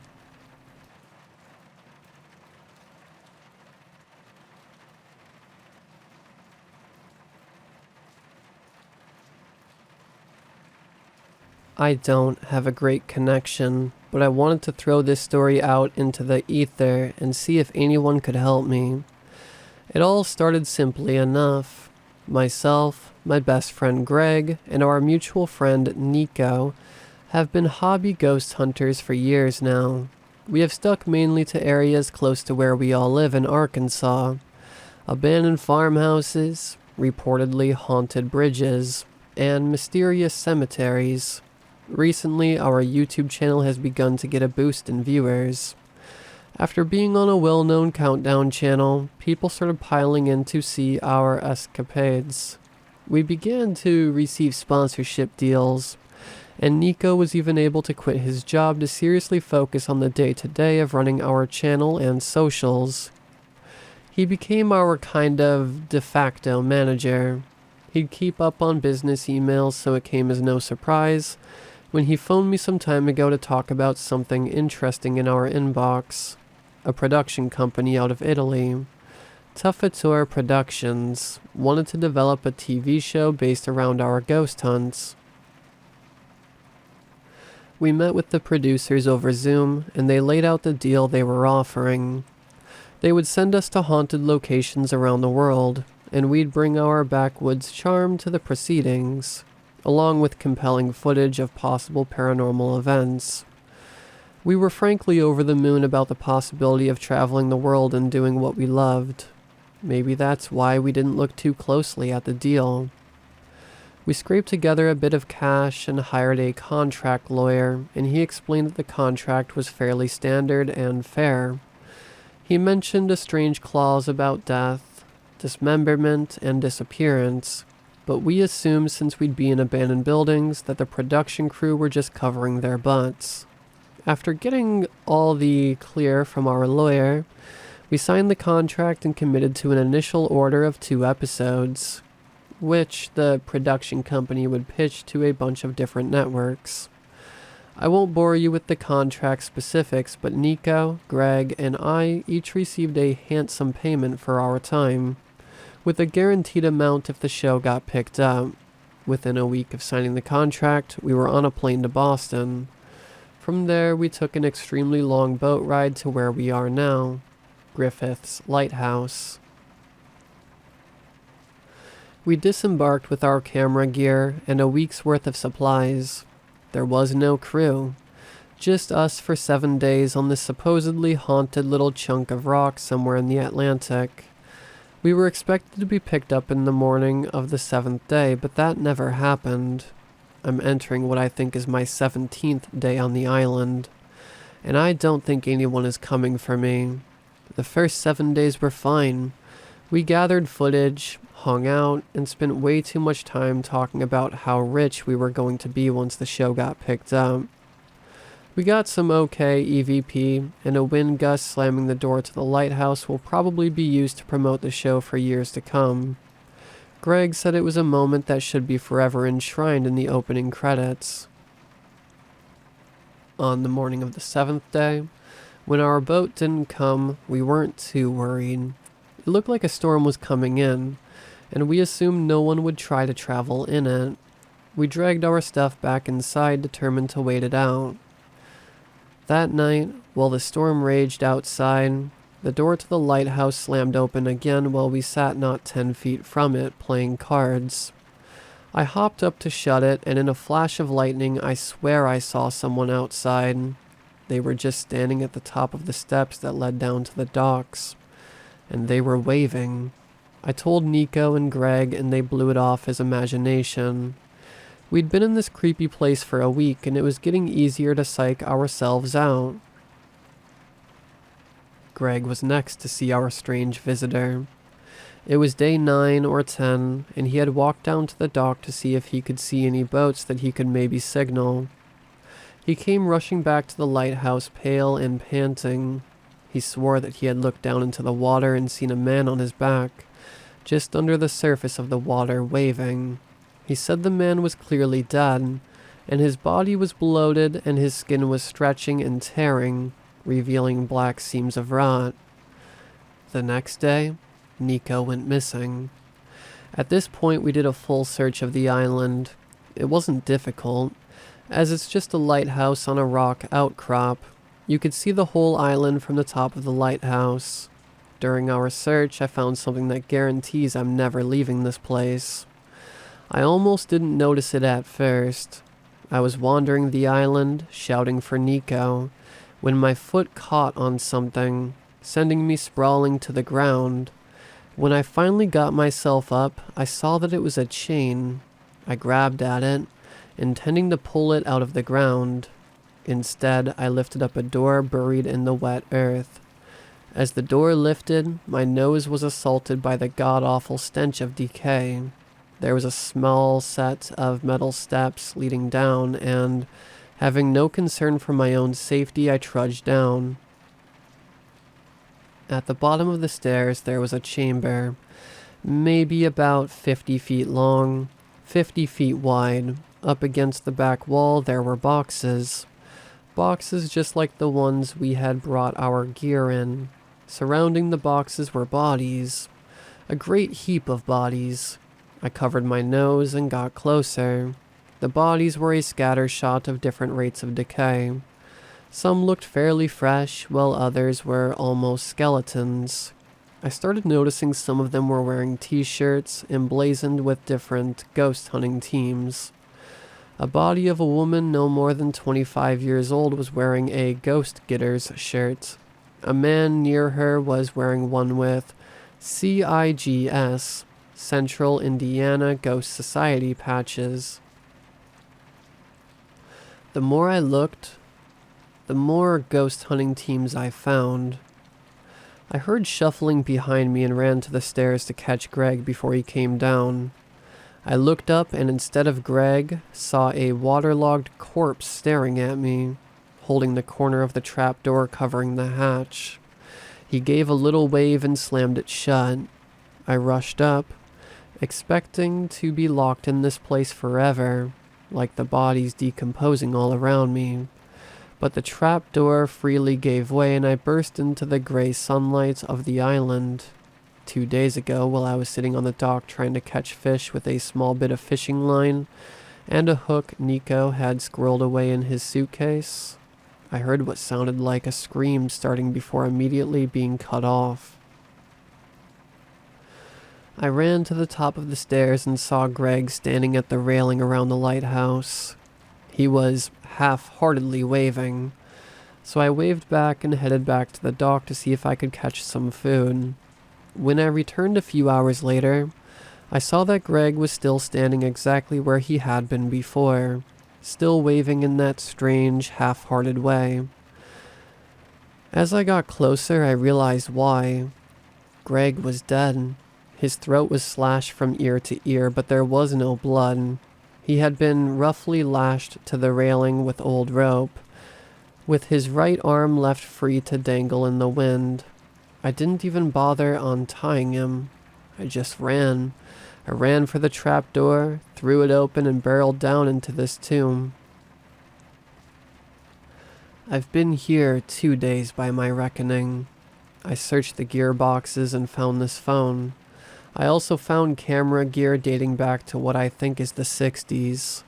In the last 2 days, I've heard sounds up top. Wrenching, grinding sounds, laughing, banging, and a low gurgling that keeps happening right outside the door of the hatch. I've braced a tripod on either side of the door, and I'll leave it that way. Today I heard a new sound. It sounds like a boat engine, and it's getting closer and closer every hour. I'm at Griffith's Lighthouse in the Atlantic Ocean, and although my friends are surely dead, I am not alone.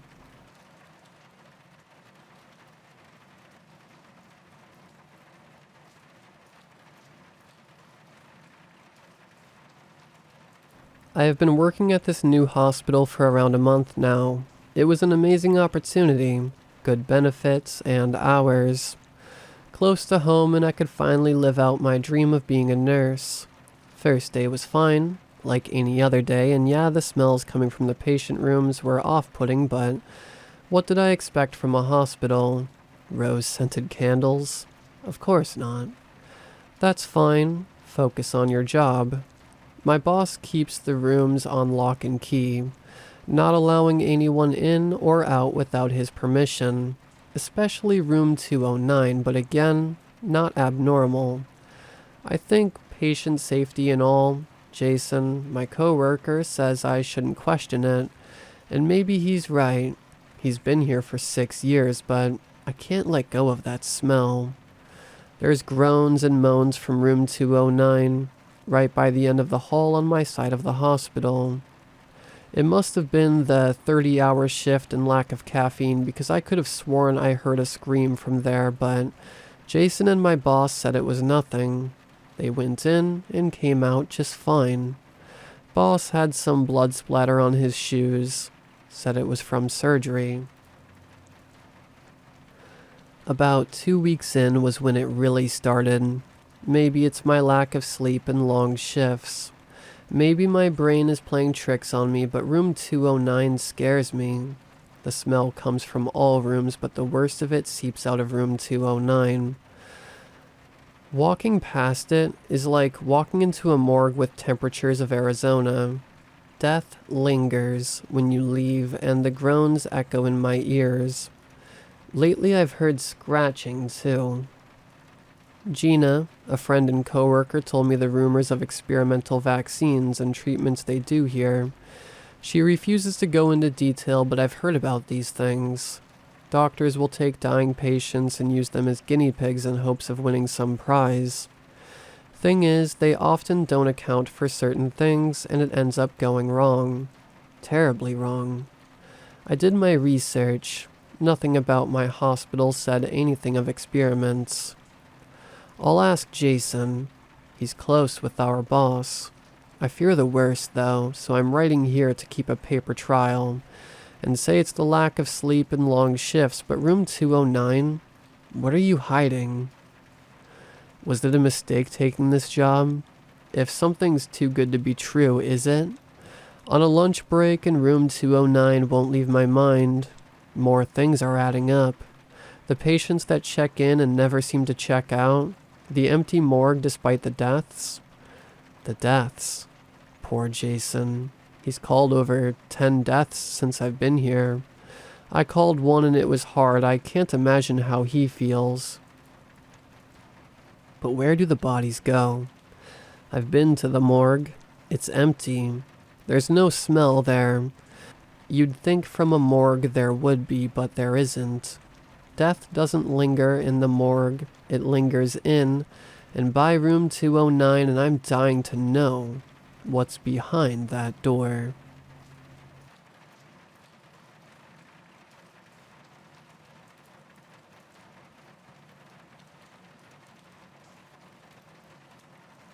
So, I've been home alone for the past few days. Grandparents are out of town. Dog with a sitter because of my long hours. This is usually fine, but lately something has been different. Yesterday when I got home from work, the back door was unlocked. I could have sworn I locked it when I left, but it's a sliding glass door, so I brushed it off as me not flipping the lock latch far enough. I forgot about it and went on with my night. Smoked a bowl or two, made some dinner.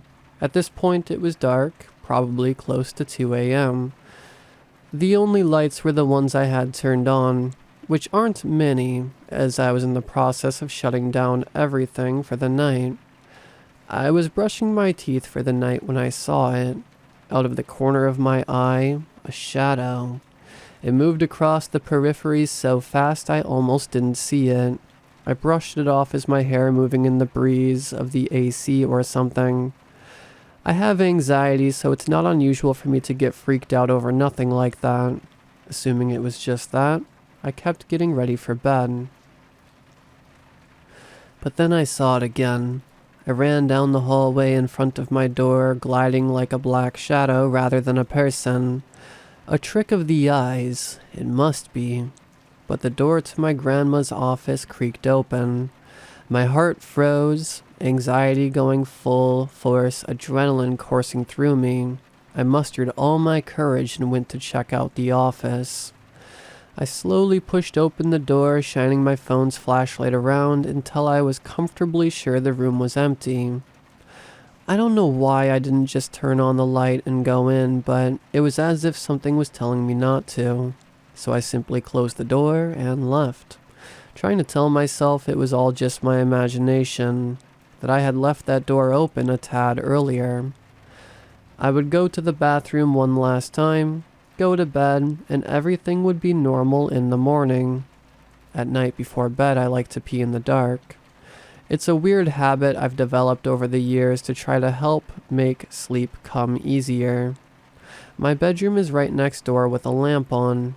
It's bright enough to see by from the bathroom. As I was washing my hands, the light flickered. Instinctively, I turned to look. I wish I hadn't. There was nothing in the hallway, but when I turned back, something was different. My blood felt like ice in my veins as I tried frantically to both find the difference and stay calm enough to sleep. And that's when I noticed my reflection in the mirror. It was staring at me. No, not just at me. Into me. I was sure my face must be frozen in horror, but the reflection didn't look scared at all. It looked like it was smirking. It looked like me, but something was off. My hair was too tangled, eyes too dark and sunken, her cheeks too gaunt and bones poking through the skin in a way I was sure mine hadn't in years. I didn't know what to do. I bolted to my bedroom and pulled the covers over my head like it would protect me from it. Like it could protect me from it. I'm sitting here typing this now. It's set to auto-upload tomorrow. I don't know if I did the right thing. Something in me is telling me I shouldn't have stopped looking at her. That I should have left the bathroom light on. That I should have never looked in that mirror after dark. I see the shadows more clearly now. I don't know how I could have ever confused them for humans. They're waiting on me to come out, on me to turn the light off and fall asleep. It's her fault, I know it is. I'm praying that this was just my anxiety, and if it's not, that she's still stuck in that mirror.